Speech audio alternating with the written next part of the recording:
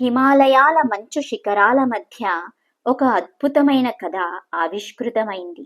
మంచు తెరల మధ్య ఒక దివ్యకాంతి ఉదయించింది. అది కేవలం సూర్యోదయం కాదు, ఒక దేవత జననం. ఆ దేవతే పార్వతీమాత. ఆమె పుట్టుకతోనే ప్రకృతి పులకరించింది, దిక్కులు తేజోమయమయ్యాయి. ఆమె అందం వెన్నెలలా స్వచ్ఛంగా, మల్లెల సువాసనలా పరిమళించింది. కానీ ఆమె కేవలం అందమైన కన్య కాదు, ఆమె ఆదిశక్తి స్వరూపం. పార్వతీ జననం ఒక సాధారణ సంఘటన కాదు, దాని వెనుక ఒక దివ్యమైన కథ ఉంది. శివుని అర్ధాంగి సతీదేవి తన తండ్రి దక్ష ప్రజాపతి యజ్ఞంలో ఆత్మాహుతి చేసుకున్న తరువాత శివుడు తీవ్ర దుఃఖంలో మునిగిపోయాడు. సృష్టి స్థితిలో లేకుండా పోయింది. అప్పుడు ఆదిశక్తి తిరిగి భూమిపై అవతరించాలని నిశ్చయించుకుంది. శివునితో తిరిగి కలవడానికి, సృష్టిని సమతుల్యం చేయడానికి ఆమె పార్వతిగా హిమాలయ పర్వతాల రాజు హిమవంతుడు మైనాదేవికి జన్మించింది. చిన్నప్పటి నుంచే ఆమె హృదయం శివుని వైపు లగ్నమైంది. ఆయన తపస్సులోని గాంభీర్యం, జ్ఞానంలోని లోతు ఆమెను ఆకర్షించాయి. ఆమె మనస్సు ఎప్పుడూ ఆయన ధ్యానంలో లీనమై ఉండేది. కాలం గడుస్తున్న కొద్దీ పార్వతి మనసులో శివునిపై ప్రేమ మొలకెత్తింది. ఆ ప్రేమ కేవలం భక్తి కాదు, అంతకు మించిన గాఢమైన అనుబంధం. శివుని జ్ఞానం, శాంతం, వైరాగ్యం ఆమెను ఎంతగానో ఆకర్షించాయి. ఆయనలో ఆమె సత్యం, శాశ్వతత్వం చూసింది. శివుడే తన జీవితానికి పరిపూర్ణమైన భాగస్వామి అని ఆమె గ్రహించింది. ఒకరోజు పార్వతి తన తల్లిదండ్రులను తన గదికి పిలిచింది. ఆమె ముఖంలో ఒక విధమైన ప్రశాంతత, దృఢత్వం కనిపించాయి. గదిలో ధూపపు సువాసన, మృదువైన దీపపు వెలుగులు ఒక ఆధ్యాత్మిక వాతావరణాన్ని సృష్టించాయి. ఆమె వారిని పీఠాలపై ఆసీనులను చేసి, తండ్రి, తల్లి, నా హృదయంలోని పరమ రహస్యాన్ని మీతో పంచుకోవాలని ఈ పవిత్ర సమయంలో పార్వతి వినయంగా పలికింది. చిన్నప్పటి నుండి ఋషుల ద్వారా, మునుల ద్వారా శివుని కథలు విన్నాను. ఆయన వైరాగ్యం, తపస్సు, జ్ఞానం నా హృదయాన్ని స్ఫురించాయి. ఆయన త్రినేత్రుడు, బోళాశంకరుడు, కైలాసవాసి. ఆయన నా ఆరాధ్య దైవం మాత్రమే కాదు, నా జీవిత భాగస్వామి కూడా. ఋషులు చెబుతారు, సతీదేవి పూర్వజన్మలో దక్ష ప్రజాపతి కుమార్తెగా శివుణ్ణి వివాహం చేసుకుందని. ఆ తరువాత ఆమె అగ్నిగుండంలో ఆత్మార్పణం చేసుకుందని. ఆ సతీదేవి అంశతోనే నేను ఈ జన్మలో మీ కుమార్తెగా జన్మించానని నా అంతరాత్మ చెబుతోంది. నా పూర్వజన్మ స్మృతులు నాలో శివుని పట్ల అచంచలమైన అనురాగాన్ని రేకెత్తించాయి. నా తపస్సు, నా ఆరాధన, నా జీవితం ఆయనకే అంకితం.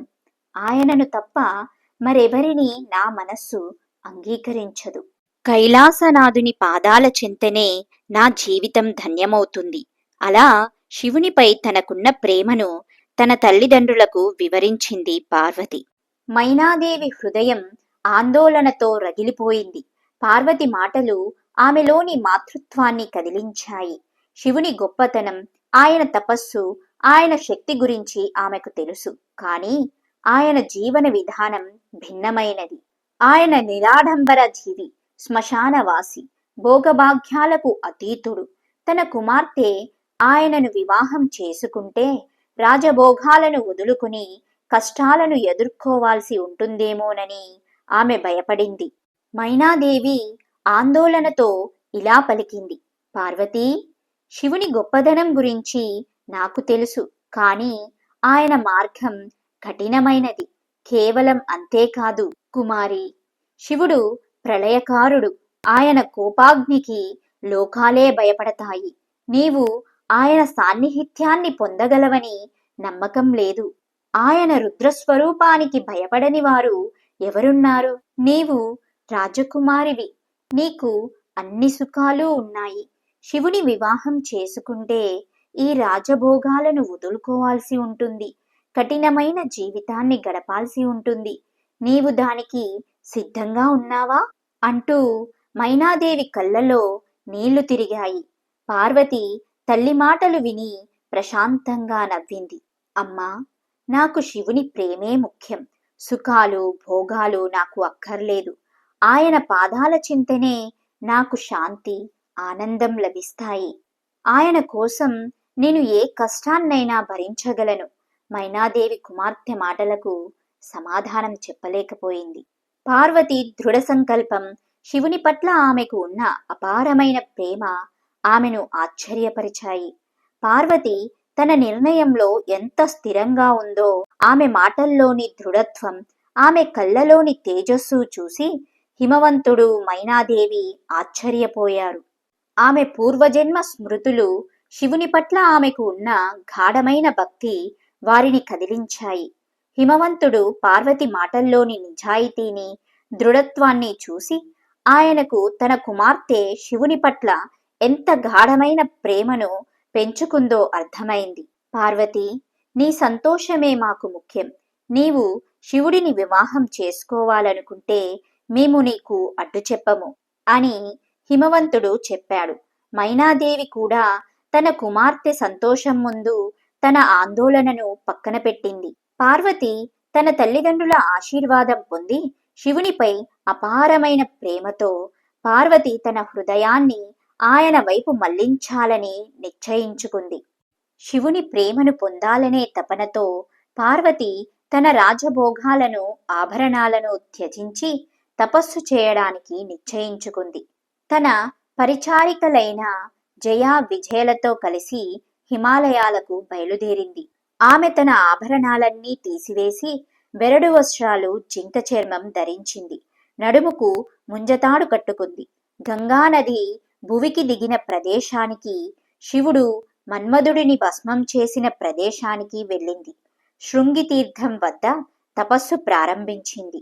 ఆ ప్రదేశం తరువాత గౌరీ శిఖరంగా ప్రసిద్ధి చెందింది.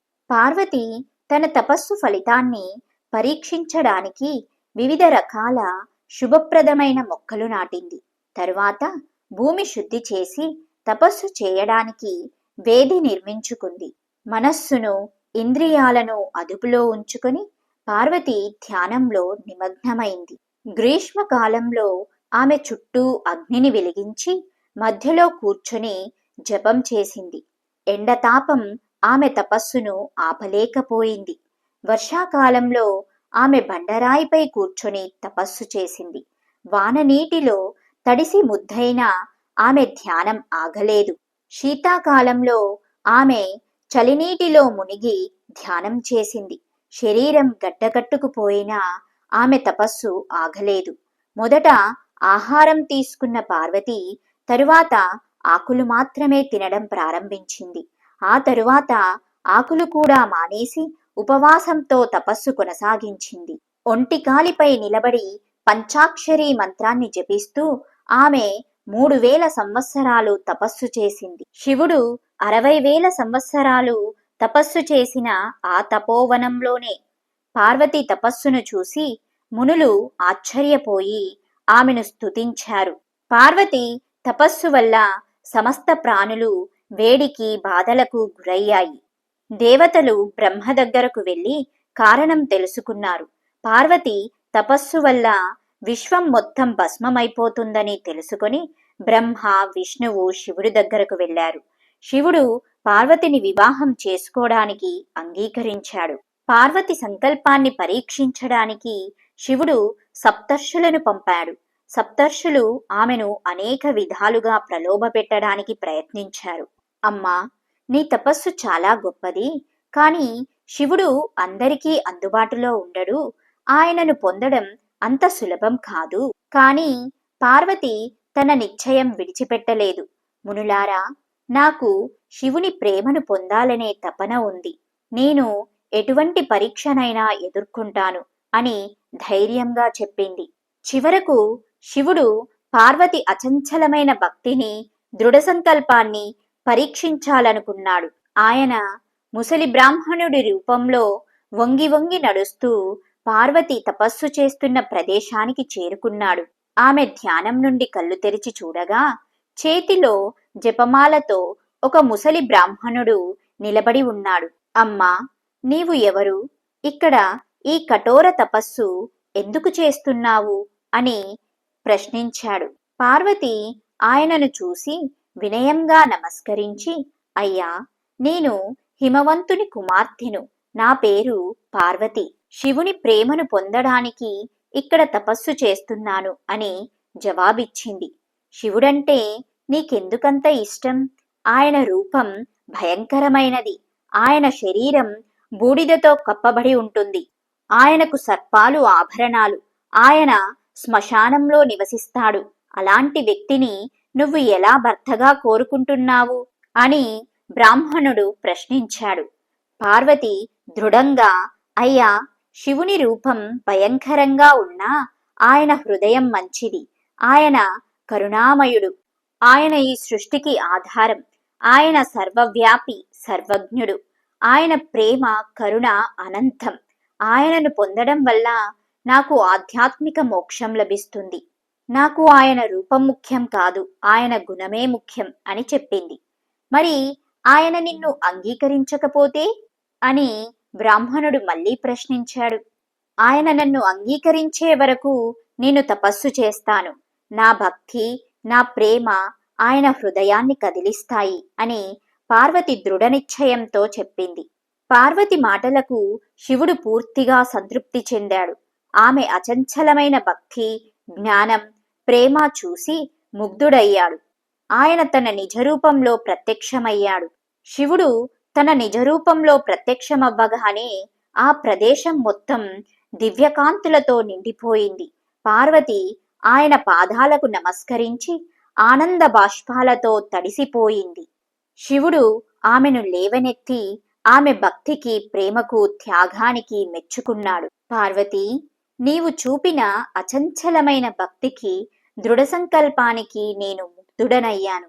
నీవు కోరుకున్నట్లుగానే నిన్ను నా సహధర్మచారిణిగా స్వీకరిస్తున్నాను అని శివుడు ప్రకటించాడు. ఆ మాటలు వినగానే పార్వతి ఆనందంతో ఉప్పొంగిపోయింది. ఆమె కళ్ళు ఆనంద బాష్పాలతో నిండిపోయాయి. శివపార్వతుల వివాహం త్రిలోకాల్లో ఒక అద్భుతమైన సంఘటనగా నిలిచిపోయింది. బ్రహ్మదేవుడు స్వయంగా వివాహ కార్యక్రమానికి ఋత్విక్కుడిగా వ్యవహరించాడు. విష్ణుమూర్తి పార్వతిని శివునికి కన్యాదానం చేశాడు. దేవతలు, ఋషులు, గంధర్వులు, అప్సరసలు, యక్షులు, కిన్నెరలు, కింపురుషులు అందరూ ఆ వివాహ మహోత్సవానికి సాక్షులుగా వచ్చారు. శివపార్వతుల వివాహం వేదమంత్రాల సాక్షిగా, దేవతల ఆశీర్వాదాల మధ్య ఎంతో ధూమ్ధాంగా జరిగింది. వారి కలయిక ప్రేమ, భక్తి, త్యాగం, పట్టుదల యొక్క విజయానికి ప్రతీకగా నిలిచిపోయింది. ఈ వివాహం ద్వారా శివుడు గృహస్థాశ్రమాన్ని స్వీకరించి సృష్టి కార్యంలో తన పాత్రను పోషించడానికి సిద్ధమయ్యాడు. పార్వతీదేవి శక్తి స్వరూపునిగా శివునికి అన్ని విధాలా సహాయపడుతూ విశ్వ సంక్షేమానికి కృషి చేసింది. శివపార్వతుల వివాహం పురాణాల్లో ఒక ముఖ్యమైన ఘట్టం. ఇది భక్తి, ప్రేమ, త్యాగం, పట్టుదల యొక్క మహత్వాన్ని తెలియజేస్తుంది. ఈ కథ తరతరాలుగా ప్రజలకు స్ఫూర్తినిస్తూనే ఉంటుంది. పార్వతీదేవి కథ ఒక పురాణం కాదు, అది ప్రతి హృదయంలోని అగ్నిహోత్రం.